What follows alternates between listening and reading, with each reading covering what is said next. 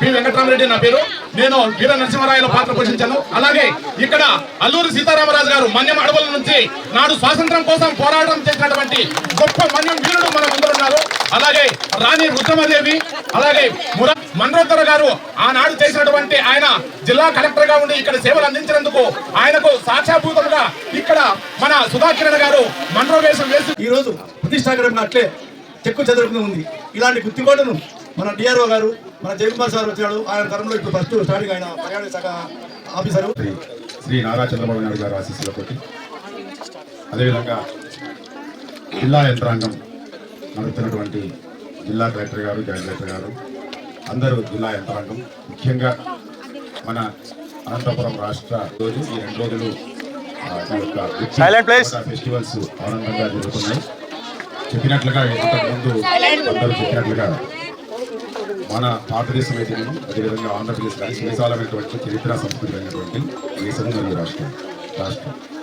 ఇటువంటి చరిత్రను సంస్కృతిని పరిరక్షించుకోవాల్సిన బాధ్యత మనం మీద ఉంది. సో ఈరోజు నిన్న అమరావతికి సంబంధించినటువంటి ఒక రకంగా నృత్య గేయాన్ని మనం చూస్తే మన ఆంధ్రప్రదేశ్ నుండి అన్ని యొక్క ప్రదేశాల గురించి, అందరి యొక్క మహానుభావుల గురించి దాంట్లో ఉంది. మరి ఎంతమంది విన్నారో తెలియదు. సో అటువంటి గొప్ప మహానుభావులు, అదేవిధంగా గొప్ప ప్రదేశాలు కలిగినటువంటి మన ఆంధ్రప్రదేశ్లో, ముఖ్యంగా అనంతపురం పట్టణంలో దాదాపుగా 100 సంవత్సరాల నుంచి ఈ గుత్తికోట మనకు పర్యాటక కేంద్రమనే కాకుండా ఒక చారిత్రక స్మృతిగా ఇక్కడ కోటగా మనకు ఇది. ఇటువంటి ప్రాచీన కట్టడాలను అదేవిధంగా మనకు గర్వకారణంగా చెప్పుకునేటువంటి ఇటువంటి వాటిని పరిరక్షించాల్సిన బాధ్యత ఉంది. ముఖ్యంగా గుత్తికోటకు ఇబ్బంది కలిగే ఏ చిన్న దానిని కూడా మనము సహించుకోవాలి. ముఖ్యంగా ఇప్పుడే నిన్న అందరూ కూడా చెప్పారు, గౌరవ ముఖ్యమంత్రి గారి యొక్క ఆశీస్సులతో ఈ యొక్క గుత్తికోట గొప్ప పర్యావరణ కేంద్రంగా అభివృద్ధి చెందబోతుంది. కేంద్రంగా పర్యాటక కేంద్రంగా ఇక్కడ ఉందంటే ఫస్ట్ బెనిఫిట్ ఎవరికి వస్తుందంటే గుత్తి వాళ్ళకి. ధైర్యమే ఉంటే కాల్చురా కాల్చు. అబ్బా వందే మాతరం, వందే మాతరం, వందే మాతరం, వందే మాతరం, వందే మాతరం, వందే మాతరం. శాస్త్రి చేయరా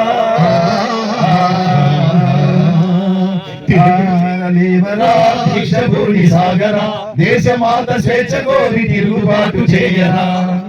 అలా జరుగుతున్నాయంటే మనకు ఇక్కడ మీడియా వాళ్ళు చాలా హైలైట్ చేశారు. ప్రింట్ అంటే ఎలక్ట్రానిక్ మీడియా వాళ్ళు అయితే ప్రతి రోజు కూడా దీని గురించి సోషల్ మీడియాలో అయితే, ఫేస్బుక్ లో అయితే, ట్విట్టర్ లో అయితే, ఇన్స్టాగ్రామ్ లో అయితే దీని యొక్క ఈరోజు హైలైట్ చేశారు. కాబట్టి నిన్న చూశారు, చాలా నిన్న జరిగిన ప్రోగ్రామ్ చూస్తే చాలా హైలైట్. గుర్తికి డిస్టిక్ లో కూడా ఇక్కడ ఎటువంటి ప్రోగ్రామ్ జరిగి ఉండదు. జిల్లా రాష్ట్ర స్థాయిలో జరుగుతున్నటువంటి ప్రోగ్రామ్ ఇక్కడ జరుగుతుంది.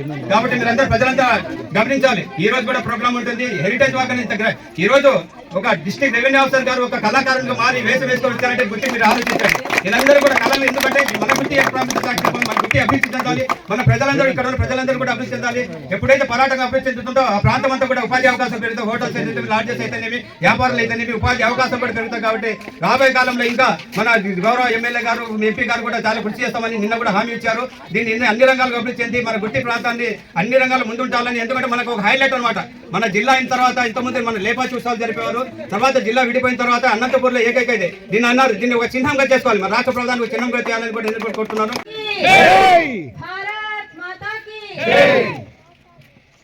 పట్టాభిషేకం చేస్తున్న సమయంలో ఆయన అల్లుడు శ్రీకృష్ణదేవ వీర నరసింహారాయణ కుమారుడు సదాశివరాయను ఇక్కడ గుత్తికోటలో పట్టాభిషేకం చేసి ఆయన తరపున 40 సంవత్సరాలు హరిరామరాయలు, తదనంతరం సదాశివరాయలు ఎంత రాజ్యం వెళ్ళకుండా లాస్ట్ మురహరి రాయ గోపపురే వరకు వచ్చి అప్పుడు మన గుత్తికోట బిడిసిమారి పరమి. మరొకసారి మన చరిత్ర, మన సంస్కృతి, దీనిని మర్చిపోతే మన అమ్మను మనం మర్చిపోయాం. ఇది మనం ఖచ్చితంగా గుర్తెరిగి ఈరోజు మనకు మార్గదర్శి చరిత్ర సంస్కృతి, మనకు గొప్పవాళ్ళం అని చెప్పుకునే దానికి ఒక నిలువెత్తు సాక్షాత్కారం మన చరిత్ర సంస్కృతి. దయచేసి దీనికోసం అందరం పాటుపడతాం, అందరం కూడా ఉందామని చెప్పి తెలియజేస్తూ వందే మాతరం, వందే మాతరం, వందే మాతరం, వందే మాతరం, వందే మాతరం, వందే మాతరం.